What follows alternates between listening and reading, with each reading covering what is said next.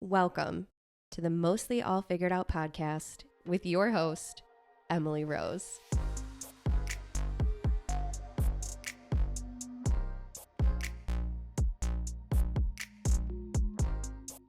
Regardless of the career field, the lifestyle, everyone is mostly figuring it all out. This podcast is where we pull back the veil of perfection and share true stories, experiences, encouragement, and of course failures, detailing how people just like you are making it all happen, despite the uncertainty, the fear, the imposter syndrome, the setbacks, the shame, whatever it is. If you believe there is more for you than what your life looks like right now, you're in the right place. Let's figure out our next steps together. Now let's get into the episode.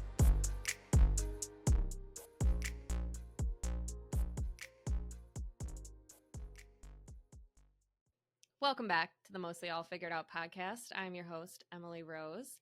I am cold. I think we all are here in Western New York and beyond. It is February 21 when we are recording this right now. It's still snowing. It's just not ever not snowing. But here we are with a very special guest today. I am so excited. I really am so grateful to social media for how it connects me to people that otherwise I genuinely have no idea how I would connect or why they would ever respond to me. So I am really, really excited because I have Kate Welshofer on the podcast today. Kate is a writer, speaker, content creator, and mischief maker, which I love that so much. This former TV news anchor's writing earned her 2 national Edward R. Murrow Awards. She is the creative mind behind the Secret Monster Project and is currently the Communications and Content Strategist for the National Comedy Center in Jamestown, New York. She is passionate about spreading joy and encouraging others who lean into their talent, relax, and enjoy life. Welcome to the podcast, Kate. Hello, thank you for having me. I so appreciate it. Absolutely. I am so excited to have you on today. I first, well, of course, saw you on Most Buffalo, when you were doing that. And actually, I think, I don't know if you remember, but I'm pretty sure that you had emceed the American Cancer Society used to do a Derby Day event down in Yes. Larkinville. Yep. Yes. So I worked for American Cancer Society for a little bit, not when that event was happening, but they would often rope me back in to help, volunteer at things. And so I remember that was the first time I saw you in real life. But since then, you have completely changed where you're at and what you're doing. So before we get into all that stuff, Yeah. I love to hear a little bit about your background, where you came from. So where are you from? Well, I'm from and currently living in Perry, New York, which is down in Wyoming County. It's one of those places that you have to triangulate and kind of say, have you heard of SUNY Geneseo, or have you ever been to Letchworth State Park? Then people can kind of figure out where you are. So it's funny to be, that's kind of where I started. Our family, originally I grew up in Geneseo. We moved to Perry when I was about 7 years old, into the house that my mother had also grown up in, which is kind of wild. But yeah, so I grew up here and went to college at St. Bonaventure. And I really never knew what I wanted to be when I grew up. It's something that has plagued me, I think, forever, worrying about that. And even in 8th grade, we had a career day, and all the kids were like, I'm going to do this and I'm going to do that. And I came home and I was just sort of despondent. My mom's like, what's the matter? I said, well, I don't know what I want to be. She's like, you're in 8th grade. It's okay. You have time. And so we were, even as recently, like as a few years ago, we would be joking that, I'm still worried about it. And, I was worried about it in 8th grade, and that's never really gone away. And so I proceeded on to college and kind of like, well, what do I like? I guess I like writing. I have 2 older sisters. My oldest sister was in advertising. So I was like, yeah, that seems like a good job. Like I could do something like that. That seems fun. I'd shadowed her a few times at her job. And so I ended up in a journalism communications route. And part of the program was that you needed 400 internship hours to graduate. Wow, And that's a lot. I had like 0. Like it was going into my senior year. I was not really I just wasn't into it. And I would try to join things and be like, this is not for me. Yeah. So an anchor from one of the stations in Rochester, which is now Spectrum News, he is a graduate of Bonaventure. So he came and spoke to our class and was like, does anyone need an internship? So my hand immediately goes up, I'm like, I do. And I ended up interning there for like 40 hours a week for like an entire summer Oh my God. for free. I mean, Oh thankfully, my because no, they didn't have to pay intern. Like now, I heard at one point that we paid interns, and I was like, "You do?" God. Right? Like, I what? didn't make any money. Since when? I was very lucky that my parents were like, "You have your whole life to work. Like, don't worry. Like, this will be fine for the summer." So So nice. I did that, and then I went back to my senior year of college. I graduated. I worked at the mall. And I was like, this is going really great. I feel like I'm really achieving as a person. Then, as happens in TV stations, there was this mass exodus at the place where I had interned. It was called R News at the time. It's now Spectrum News in Rochester. And so they said, we'd like you to be a producer. And I said, well, I don't know how to be a producer. And they said, well, we know, but we can teach you to do that. And you've been around all summer. We like working with you. And so we'll teach you to do that. So that was how that started. And so I started as a producer, and I was a producer for 7 years. So I thought it would be interesting to be on TV. I thought it would be kind of fun. I liked working with the reporters and photographers and seeing how they told stories. And working with a really good photographer is just so fun and so incredible because it's such a different part of telling a story. And so I really enjoyed that. And that was sort of what pushed me in that direction. And I kind of said, how do I get on TV? Like, how do I do that? Because to me, I was like, I'm not one of these rip the lid off of it people who's going to be like, tell me everything. Like, I'm just not, that's not my personality. But there's not a lot of room for someone who wants to be fun on television in the news business. So I was like, I don't know how to do that. And I came up with an idea of what do we have? Because had become a 24-hour news station. So what do we have that I could fit myself in there? And we had something for, it was called Our Kids, and so it was like a for supposedly for children, but it was really more for parents. It was a parenting segment. Like there were kids involved, but they weren't really part of it. And I said, what if we did something for kids that showed, because in the news, really, unless you're getting arrested or something awful has happened, children aren't really represented on the news. You never, or playing sports. That's about it. You don't really see anything else. And so I wanted to represent them. So I go in with my little plan to my news director, and I asked him, and he was like, that's great. Why don't we start something next weekend? I was like, oh, Oh, okay. that worked great. So Yeah. so I started there and did a little screen test, which was terrible. I was blinking the entire time, like I was trying to get a message to, be released from my, captors. It was so bad. It was so terrible. But I was like, okay. And so much of it was, how do you be on TV? I don't know. Watch the people who are on TV and do what they do. And that was literally like how that started. So the Yeah. little segment became a half hour show. And then it went from there that I ended up becoming a reporter. Was Wow. producing the whole time that I was doing the stuff originally. And then I became a reporter, which was, I think, a really good experience for me because it pushed me out of what I thought I wasn't good at and couldn't do. And I Yeah. realized I could do it in a different way than I had watched everybody else do it. Yeah. I ended up becoming an anchor, and I moved to Albany. I was an anchor there for about a decade. And then I got the opportunity from Channel 2 through a YouTube channel. that I Wow. started. So that's sort of No the very kidding. sped up, long story, boring of the whole thing. Not at all. I relate to so many elements, and I also think it's incredible that you were discovered by Channel 2 via YouTube because it's just like Justin Bieber, another incredible person of our time, you know? So like you also have that in common with him, which is great.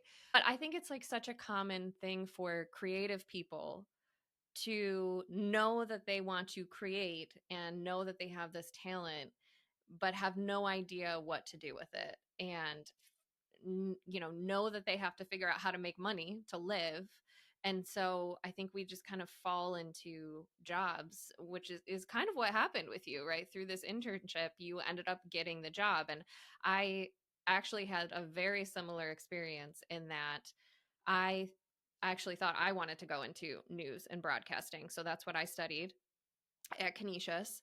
I interned at Channel 2, and I discovered quickly that that was not for me, actually. And so then I interned at Star 102.5 with Rob Lucas, and I produced his show for a little bit, which was really fun. But still, like, I, in the same way that you were like, I realized I wasn't going to be one of those like asking the hard hitting questions type of people. I knew that I wasn't motivated enough for myself to stay in that, because it's a grind. It really is. You have to be doing it at, a low pay rate for a while.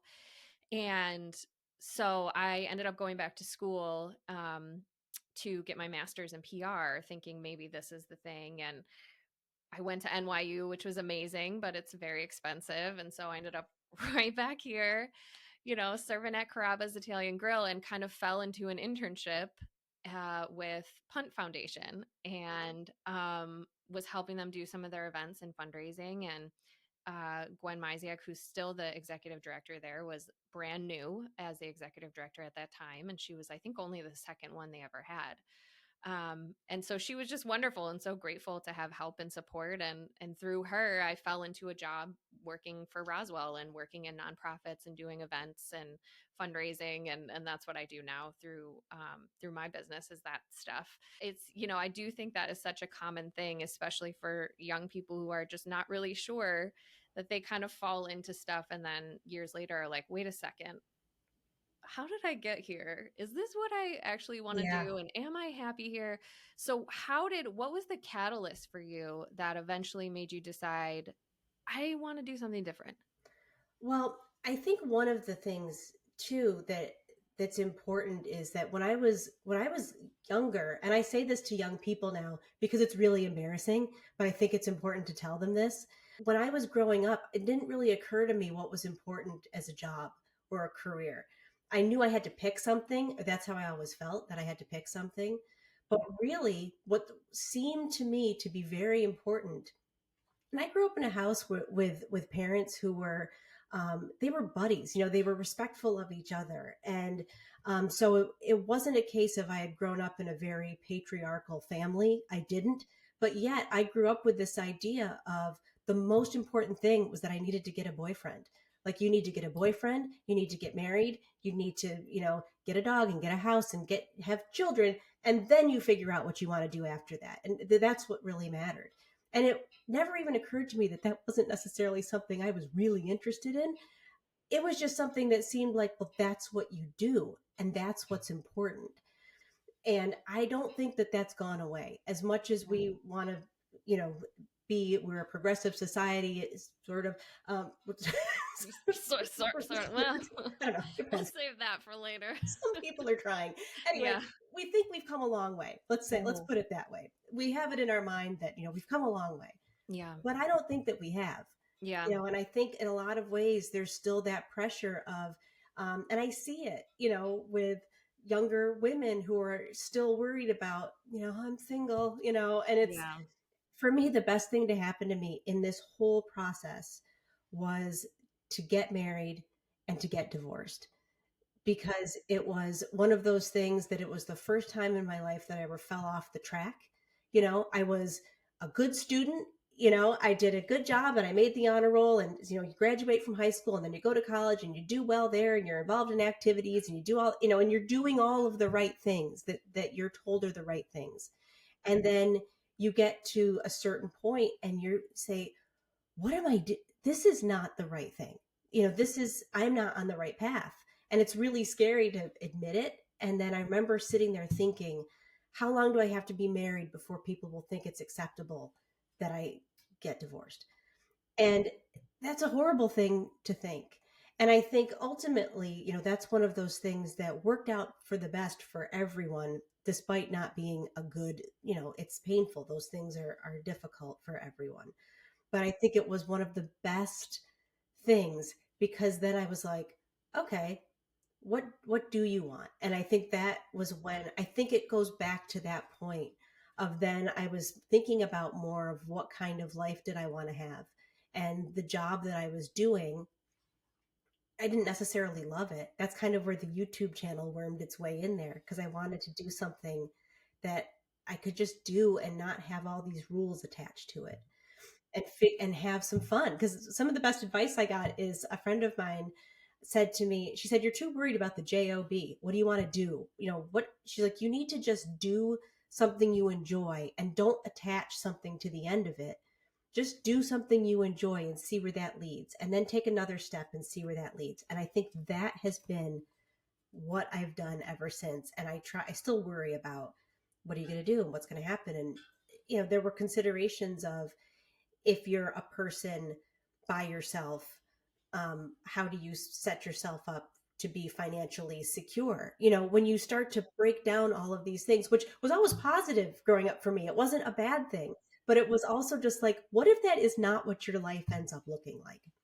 Then what? And how do you figure all of that out? So I think, I got on like a tangent from your original question, but I think that was where that started. That was like the spark of that, of, what if it doesn't have to look like this? And I can look back on that now and say, I started asking that question in a really small way, until it got bigger and bigger and bigger, to be like, what if it really doesn't have to look like this anymore? What if you really don't need to keep doing what you've been doing for almost 30 years, that you've never really liked all that much? I mean, and it sounds weird to say, because there was definitely, I'm proud of the things I made. I'm proud of the things that I created that never existed before. It makes me feel good to know that there are people who emotionally will tell me that I got them through some really, really difficult things. Um, I mean, it's like, it's heavy, but it's like, that's the kind of stuff that I feel really good about. But I also know that that can make it hard too, where you say, I have to step away from this, because I'm glad that I've helped you, but I need to find something else. Yeah. Wow, that something that I think about all the time. Well, first of all, I actually really appreciate, I didn't know that part of your story, and I appreciate that, as someone who just signed her divorce papers in August, and is, also kind of navigating new change. And I have two little boys. I have a 9-year-old and a 4-year-old. So not only figuring out, okay, how do I do this on my own, but also for them and with them. And so figuring all of that out. But I think the bigger point, and the question that I always have for myself, and like thinking about my life, is that when I look back, I see the same thing. So I think for me, the first time that happened, I'm the oldest daughter of 9 kids. And so I always, just wanted to do things right. I wanted to follow the rules. I wanted to be this straight A student. Like, I wanted to keep everyone else in line as well, not just my siblings, also all of my friends, bless them. I was not that fun to be friends with, especially in college. Um, but one of the things that just like completely threw me off was, I grew up in a very religious household. And um, when I met my now ex-husband, a few months in, we got pregnant with our son. And so that was obviously, not good, according to the standards in society and all of that. Of course, like, my Jax he's like the greatest thing that's ever happened to me now. But I think that happening completely, it just derailed me so much, because it's like, now you can never be that perfect person now. It's just done, no matter what you do now, even if you marry this man, which eventually, obviously we did 2 years later. Um, you are not perfect anymore. Like, you're just not. You can't hide it. And so it did that. It did the same thing for me. It made me think, like, okay, what do I actually want? But it's taken over the years so many other equally as challenging and smaller things to happen, to keep opening up a little bit more and connect with my real self a little bit more. Like, what do I want? And like, hear her a little bit louder. So what has that experience been like for you, and what did you find when you went through that the first time? Like, was the biggest thing for you, I actually don't think this is the career for me? Or was it, a smaller thing? I think it was, I don't know if this, I think I was thinking that. but I didn't know where to go next.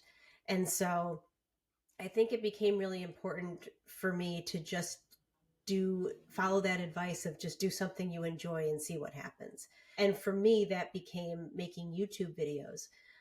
I'd made one. It started because I made one for my friend who was turning 30 at the time. And I just had such a good time putting it together that I was almost sad when I was done. And I'd never really done that before. And so I put something together. It was just great. And then I had sort of been doing little things where I had a blog and I was doing some writing and stuff like that. And I finally thought, you work in TV. Why don't you make TV? Make videos. Like, why not? And so I had started watching some YouTube at the time, and I watched people like Grace Helbig and Mamrie Hart and Hannah Hart, who did My Drunk Kitchen, which was just like so, and they were so ridiculous. This is Yes. like the old school Yes. you That cuts of was so YouTube. fun. I'm gonna um, revisit those. but it was just so fun. They were so fun to watch, and I thought I could do that, and I could make something like that. And so I just started doing that, and it gave me like a weird little purpose. And I also liked that. I think I have one of the things that I have started saying in my old age is that I wasn't a rebellious teenager, but I became a rebellious adult. And I liked the fact that the people in charge didn't really like that I was doing it. Because another piece of that was in that first job when I said, "Hey, I have this idea. I want to make something," and it was like, "Cool, let's do it." That's how that worked out. But in my job in Albany, where I had done the same thing, it was like, well, and I was like, ugh, and I didn't have a chance to be creative at work. And I finally was like, well, you don't have to rely on your job to be creative. You can be creative on your own time. Like, it sounds so dumb to say, but whatever. We're learning. This is what happens when you're going through life.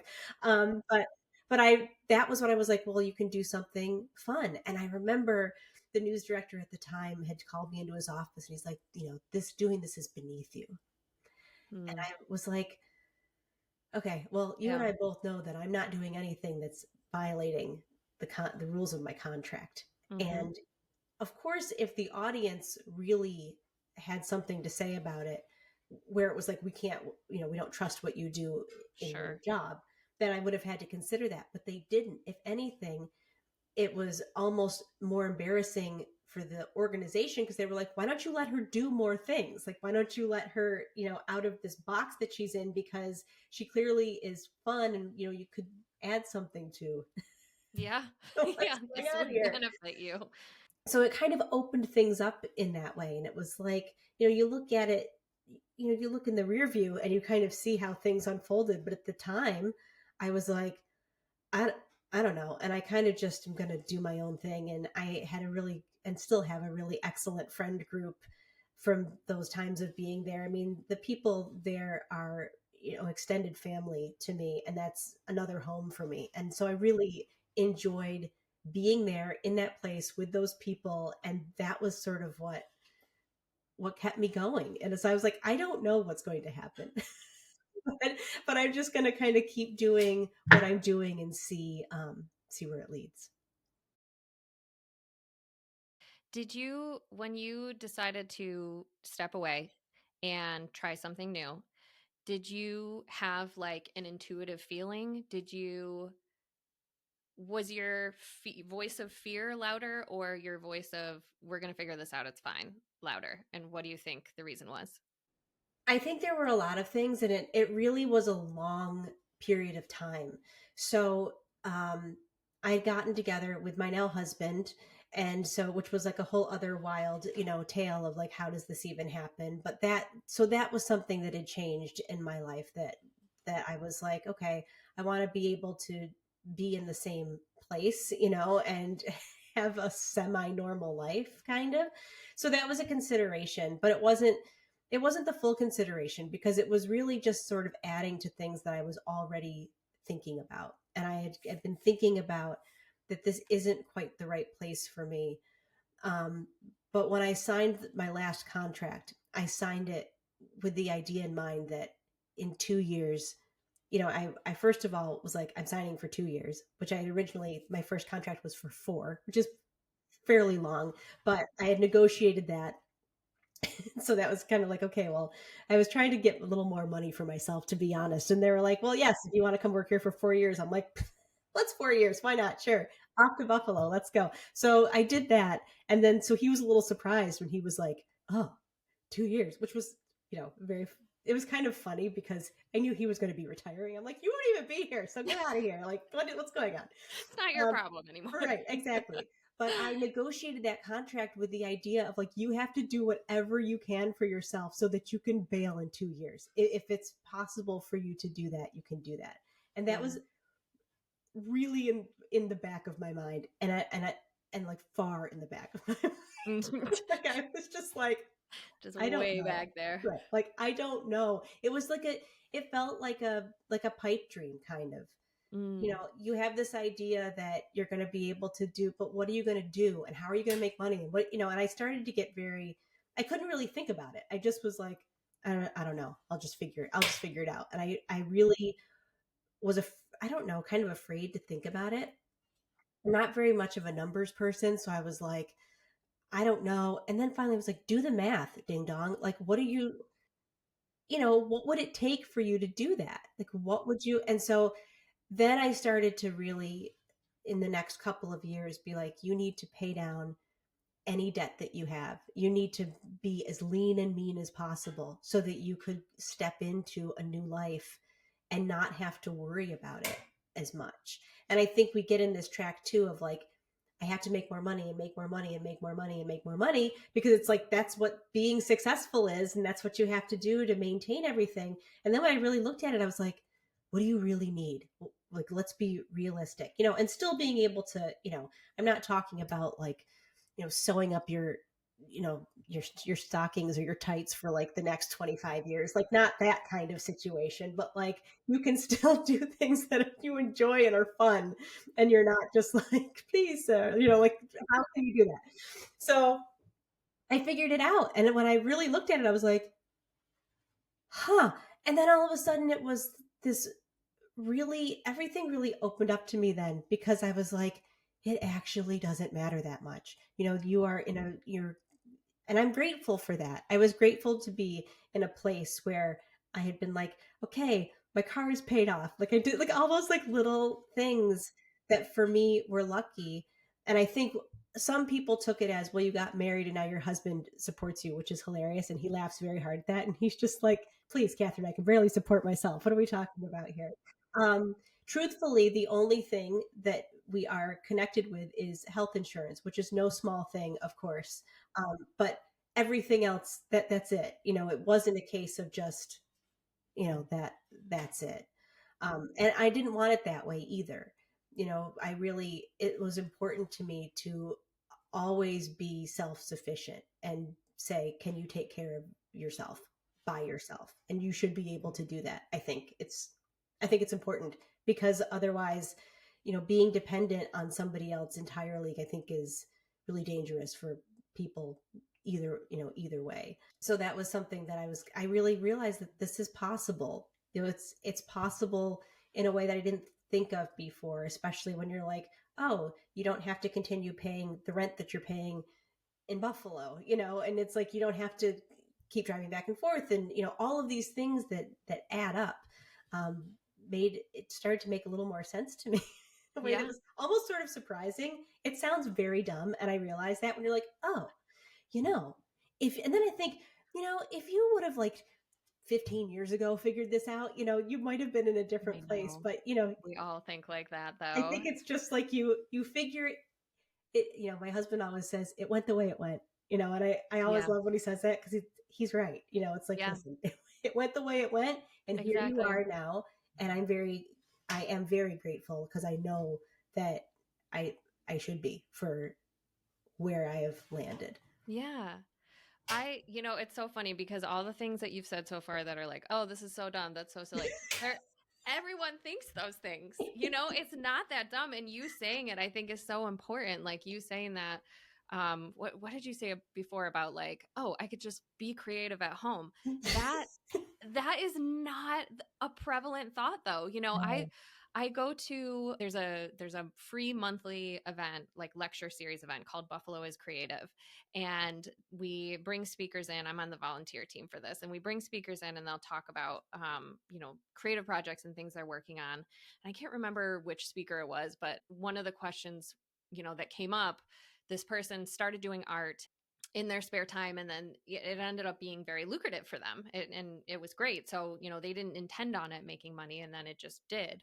But one of the questions in the audience was, as a parent, as someone with bills to pay and a full-time job and trying to like keep my body healthy, how do I justify spending time on creative stuff when I have all these other responsibilities? And I find this, I mean, with this podcast, as of right now, as of February 21, 2025, I make $0 off this podcast.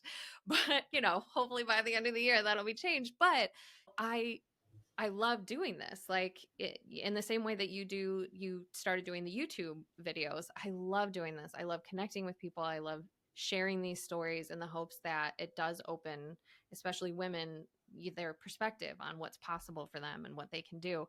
But the justification, the like, okay, I'm not going to do client work right now. I'm, not going to clean the house. I'm choosing to do this over other things. So how um how do you how did you eventually justify doing the YouTube, and maybe we can get into the Secret Monster project when you started that? Like, how do you convince yourself that spending that time on creative stuff, even if it doesn't have a direct, monetary ROI for you, is worth it?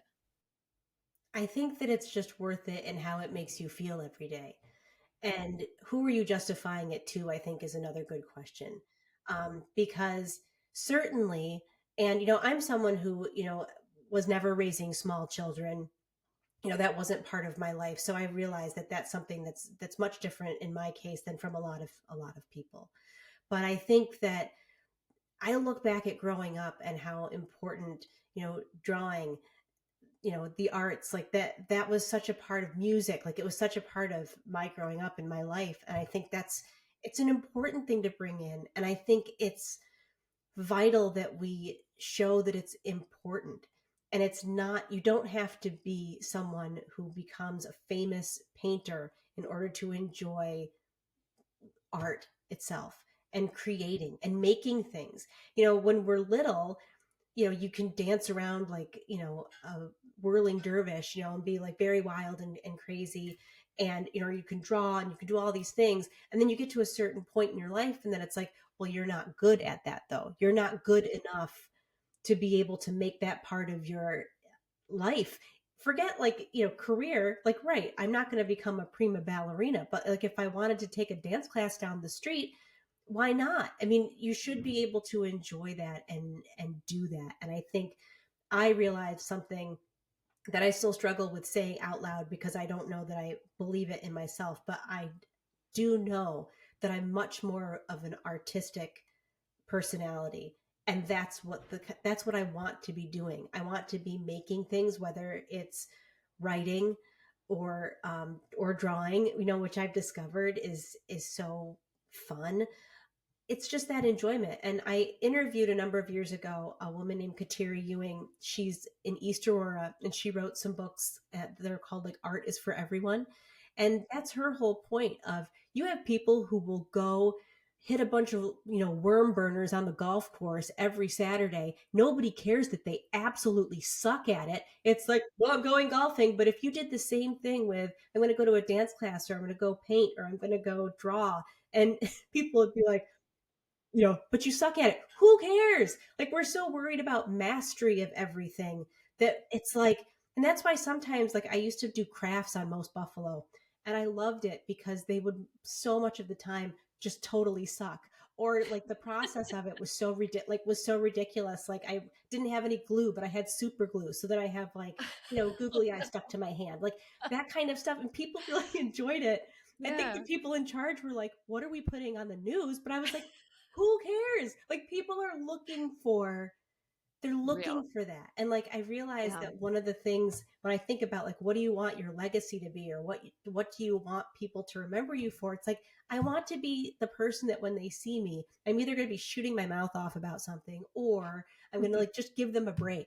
Like just it's like Mm, thank you for being the one to say it so I didn't have to, or thank you for doing something dumb so that it makes me feel comfortable that I can do it too.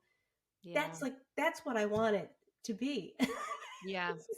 Because I think that that's like just enjoy yourself and have some fun with it and see like, and I think that's why look Yeah. at coloring books became incredibly popular. The people are just like Yeah. zoned out, and it's like yes, just that's all okay, and you don't Yeah. have to justify it to anyone but yourself, like just like you'd carve out time for anything else. And I think it makes you better for anything else in your life when you're taking care of that thing that you need and that you want, whatever that is, and you can figure that out and balance it out with the other responsibilities that are important to you as well. Yeah. I totally agree. I also think there's a lot of pressure that we put on ourselves to figure out what that thing is for us and that we have to pick one and stick with that one. But, I have a few friends who are in different life transitions and they get really nervous about like, well, do I do this or do I do this? And I'm like, well, just pick one and see how it goes. If it doesn't work, pick a different one. But I think that's if everything feels the way that it felt for you as the eighth grader after the career fair going like, well, what am I don't know. Like, which one do I do? But life is so long and we could end up in so many different ways. And also on this topic, I think for people who do have to care for these little people, I think it is so powerful for them to see us spending time on creative projects because that will give them permission to do that without having to justify to themselves or whoever they feel they need to justify to when they become adults. And it can make you money in ways that you don't necessarily expect. I think, well, at one point that YouTube still had the partner program where you could make money from your ads, and so I was part of that program for a while, and I think I made maybe a total of $100 in like all of the years of being on YouTube. But it also got me, my job at Channel Two, which was obviously a significant part of my life financially. So it's like you don't know. And I think the other thing too is like even if you don't make any money out of it, this is my friend's point, even if it doesn't come to anything, at least you're enjoying yourself. Mm-hmm. And I think if you go into something being like this is it, this is going to be my $1 million idea, like you're never gonna, that's going to be a huge failure. I mean, it just is, because Yeah. it's the odds of that coming true for you. I mean, it might happen, but if it Yeah. doesn't, you're going to be like, now I'm doing this dumb thing I don't even care about. It's not making any money and I hate it. Well, that's That's dumb. Don't do true. that. That's true.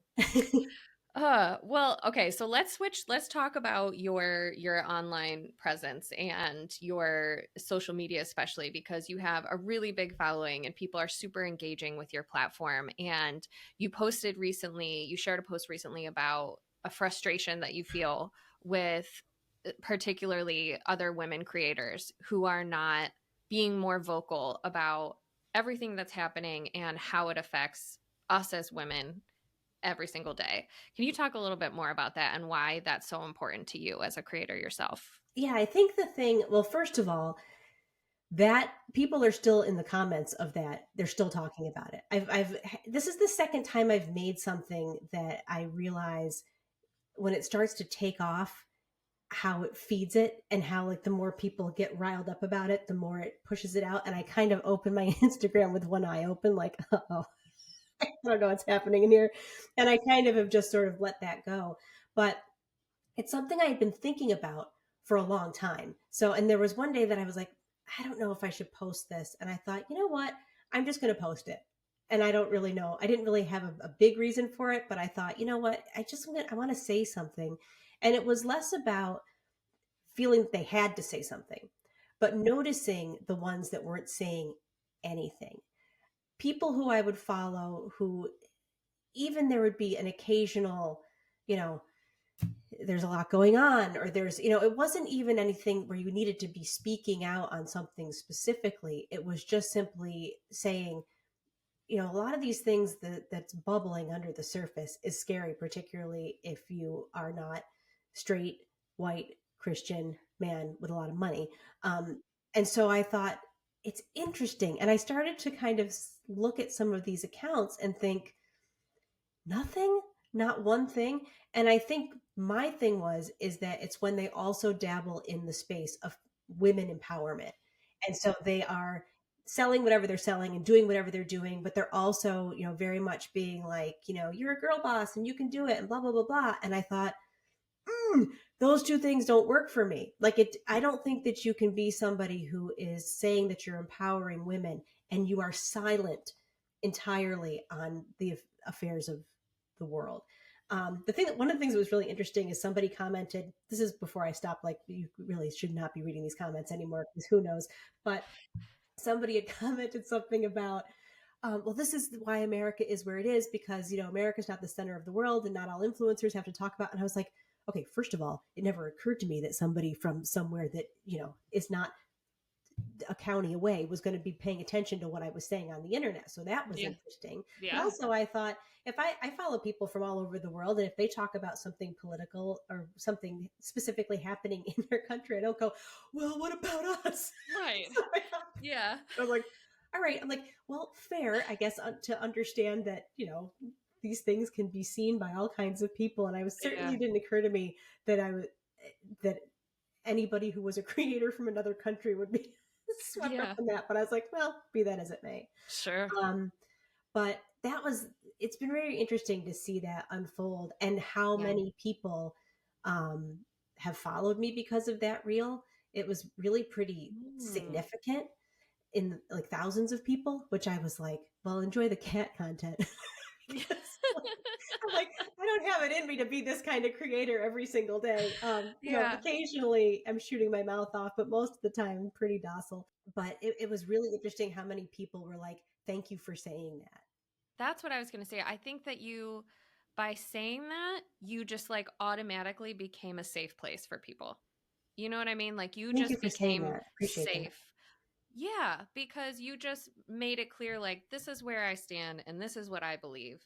And that I'm not surprised that you got thousands of follows after that, because it just like, I think, the reality is that right now we're in a very polarizing time and it's really scary. And so I think we're all desperate to cling to the people that we know are safe and have the same perspective that we have. And so I really appreciated that post, and I am not surprised by both sides of the comment situation that you are receiving.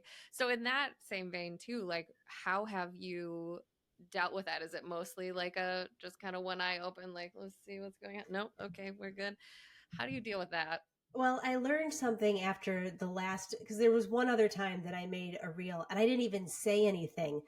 It was like I used a trending audio because I realized that I had lost a bunch of followers all at once. Like, and it was not, how sometimes they'll clear out, the bots and whatever. It wasn't like that. I was like, what happened? And I don't even usually look at that stuff. So that was the other thing that I was like, that's weird.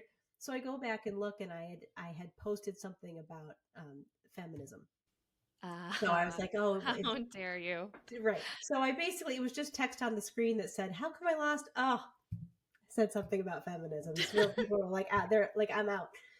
Well, that reel, it's just like, there were so many comments on it, and I'd never experienced anything like that before. And I would go in and read them.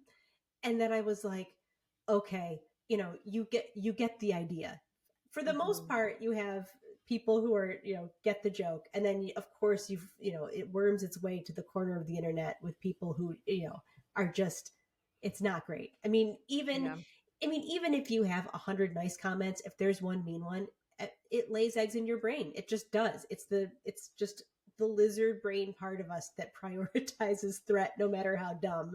And it can be really difficult to deal with, just because it's like, I want to stop thinking about this. I want to stop being mad about this, or I want to like fight back. And it's like, you've said what you said, and that's it. And you can just sort of leave it be. So I learned from that experience with this one that you just kind of like one eye open and Mm-hmm. just let it go, because people are Yeah. going to continue to comment on it. And I think about that with people who, like, people I follow who I appreciate, who are making, this kind of, content where they're talking about what's happening in the world every single day.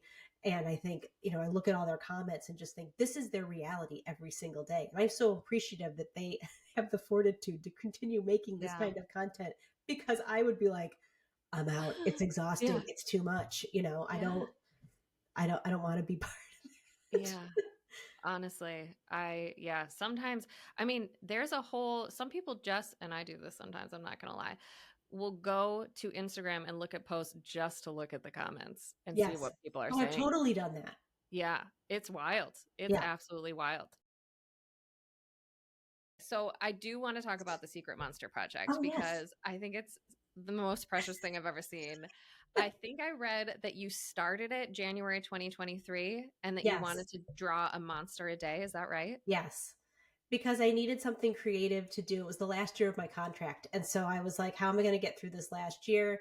And I wanted something to do that was creative. And as much as I love writing, I can get so dialed into writing that I'll just sit and write for like 2 hours. I'm like, this is not, I can't do this every day. So what could I do every day that would just be kind of mindless and fun? And I've always loved doodling. And I was doodling as I was trying to figure this out. And I was like, oh my gosh, I'm like, I'm going to just draw a creature every day. And so I called it Secret Monster Project. And I sent it to my friends and I was like, it's called Secret Monster Project. Tell everyone. And so we were all like, they're like, is this really you? Or is this some like weird spam account? I go, no, it's actually me. Follow it. And so I knew the thing I'd be like, it's the That's new so weird Kate thing. Please.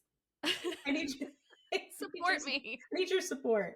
So they're like, okay, we're on board. But yeah, that's how that started, is just, drawing one thing a day. And then I liked imagining them being, because I love the movie Monsters Inc. So there's a little Monsters Inc. in it that I imagine them being, Secret Monster Project being some sort of business. I don't really know what they do, but there's, it's like, comes out with each little character. So fun. And you have books now, I right? do. I Yeah. actually, well, it's so funny. Yes. I just had some new books arrive today. So The cute. first shipment sold out. But yes, it's called You Monster. That's a compliment.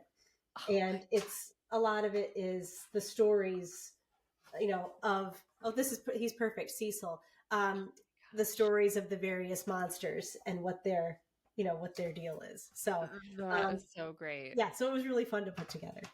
So fun. Where can people get that?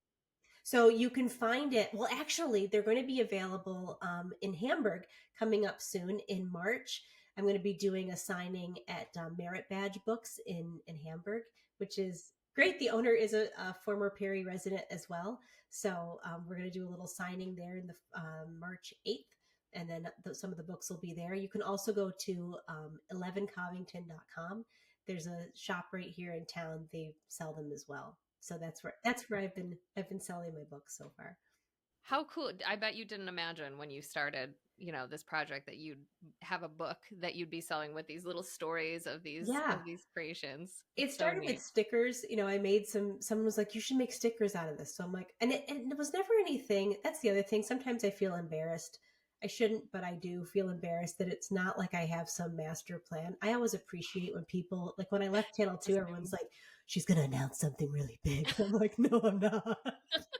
Like, I appreciate that you think I'm going to, but I'm definitely not. But Spoiler. it's always like somebody else like, you should make stickers out of that. And I was like, oh yeah, that's a good idea. I'll make some stickers. And then um, this came out of we have a Silver Lake Brewing project in town. Their artwork every month is from different artists around town, or photographers, or like regional people. So there's always different artwork up by people who are, local, which is very cool. So my husband was like, we should ask them, if they'll put up the monsters. I'm like, yeah, but these are like real artists who put stuff up in the brewery. Like, we can't just like show up. So of course we asked, and it's like, yeah, of course you can do it. So I ended up taking the pictures and creating a show out of them. So they were, all the monsters were in the brewery for the month of September, which was so great. And then after that, again, my husband's like, you already made all these monsters. You could probably make a book out of them somehow. So I knew somebody else in town who had also made a book on Letchworth Park. So they put me in touch of where I could get something published and put something together. And so it was great. It was just like little breadcrumbs here and there to follow. So I so appreciate the people in my life who are always encouraging me of why not? You could take that and make that out of it. I'm like, huh, all right, sure, let's try it. Let's see what happens. So it's been good. It's a combo of the people in your life believing in you and having these ideas, but you also being open to receiving those things and then doing them. Yeah. I feel like it has to be both. But I do find that when I am open to things and start putting it out there, those little moments and interactions with people that point you in the direction you're supposed to go happen faster Yes. and Yeah. more often. So I love it. It's Yeah. magical. Okay, last question. I Ooh. ask this to all of my people that I bring onto the podcast. Let's imagine, if you will, that it is your last day on earth. You've had a beautiful life. You have had so many fulfilling moments. Anything that you wanted to do, see, have, you've done it all. It's just been wonderful. You can only leave behind 3 lessons that you learned during your time That's here a good on Earth. question. The podcast What? ends up being 3 hours, and the 2 of them are just me thinking about the answer to this question. It's heavy. It's a lot. I like to spring it at the end because I love hearing what people come up with off the cuff, upon hearing it. But take your time. So tell me again, it's 3 things that you want to leave behind, like 3 Yeah. lessons that you want to leave 3 behind. lessons. If there's only, I read there was a Buffalo Spree article about you had to talk to high school students and how you compose that, and so maybe thinking in that way, like especially to young people or maybe women who are in the process of considering like going through change in their life and thinking like, what do I want? Who do I want to be? What are the 3 pieces of advice or biggest things that you've learned that you would want them to take to heart? I love that.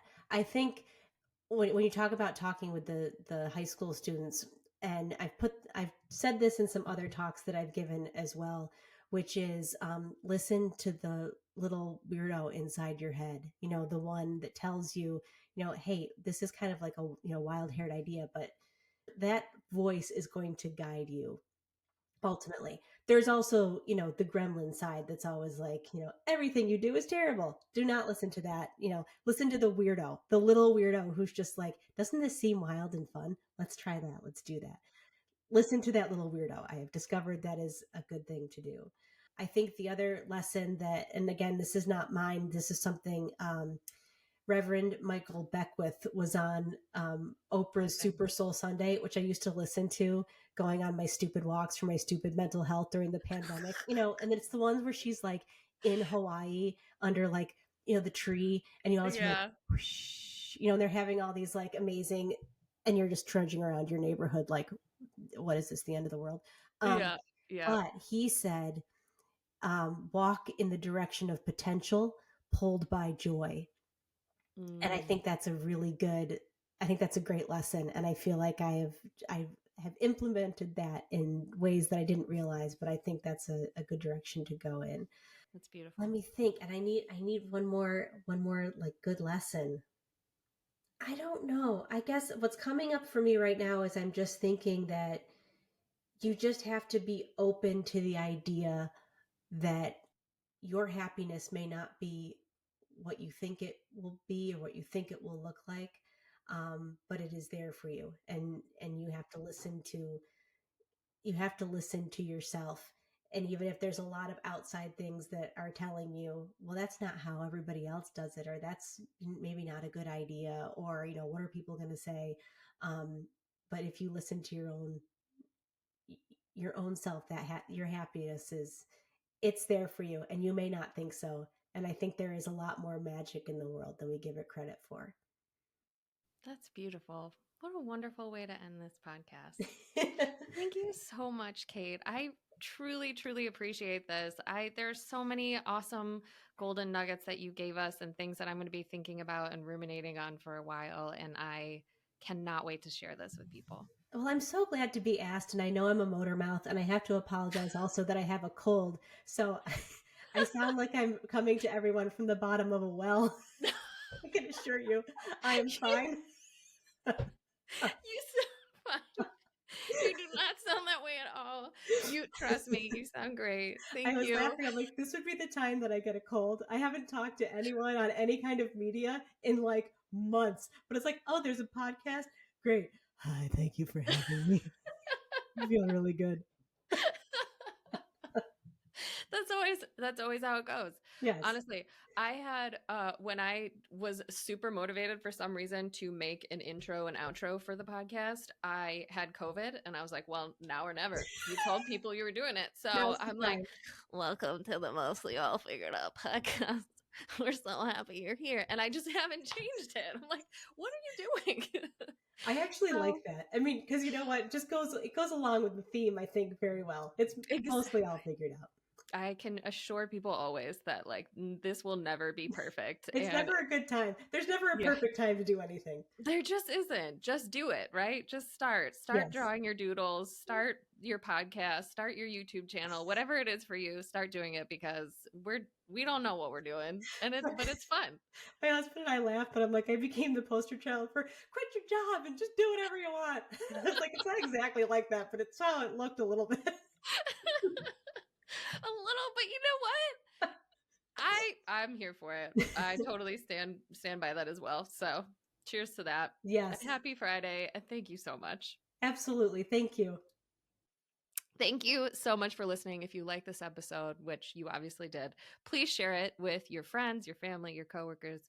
Maybe not your coworkers if you're thinking about quitting, but that's fine too. And follow us on Instagram. I'll have all of the stuff in the show notes, all the places where you can find Kate's book and where to follow her and me too. So thanks for listening, and we'll see you in a week. Bye.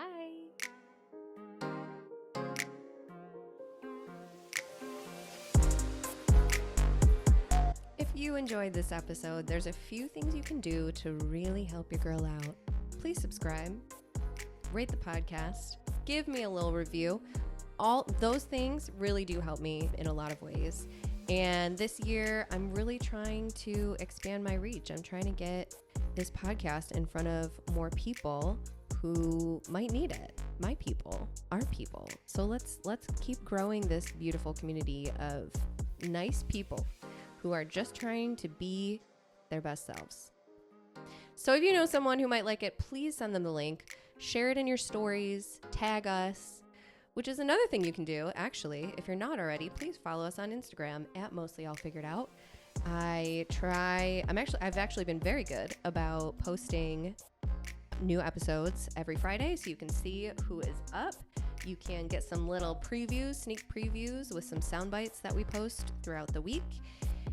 And it really helps, again, in expanding our reach a little bit and getting us out there in front of more people. So thank you for doing that. Thanks for listening. Thanks for supporting. Love ya.